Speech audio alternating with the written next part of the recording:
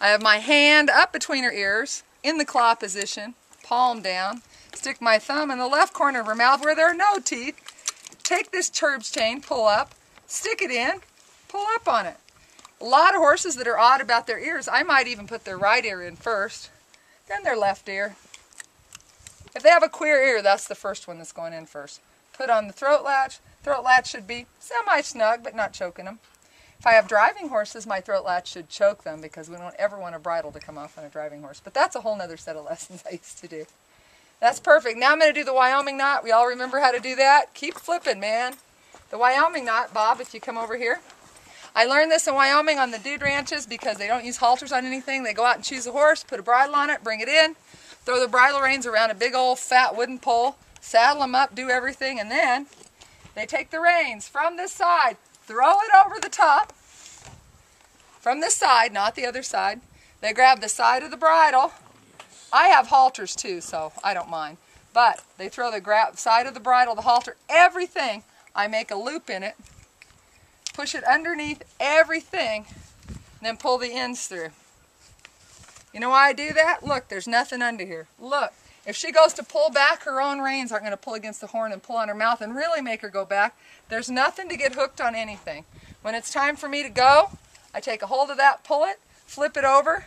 I've unhooked her from the rail because we know we always have them, they have their own snaps at the rail. How easy is that to go? So now she's bridled for the ride coming up. If I have a ride of 20-some people or 30 people or whatever, I definitely have them all bridled because it's just more ergonomic, we'll call it.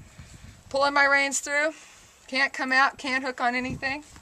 Again, what's the problem if the reins are over their head? You don't step on them. Yeah. Mano a mano, and they're like this, and you're in a hurry, even if you've come back as a wrangler on a ride and you leave your reins on your horse because you're just trying to be quick, don't. Take your bridle off. Because as time goes by, this will come around, it'll start hanging down, she'll step on it, it'll pull on it. Oh, and what's she going to do? She's going to step on it, she's going to go like that, she's going to pull on the rail. Or worst case scenario, she's going to have this hooked to the horn, and she's going to take one step back, and then this is going to pull her forward, this is going to pull her backward, and she's really going to freak out. Yep. Don't do it. Don't ever hook your saddle reins to the horn. There's just no reason to ever do it. There's many, many ways this all goes bad. And the other thing is the horse next to her sticks his head in here, breaks her reins off. Yep. If they're not hanging down here, all is safe. What time is it, Carl? I don't know. 3? 3. Okay, yeah. Good. I'm talking as fast as I can go. I wasn't looking at the time. When I'm all done, which is about right there. Come here, Jakey. Step on Patrick. I'm going to fold it back. Pretty simple. Take my hand. I'm going to start loop, loop, loop.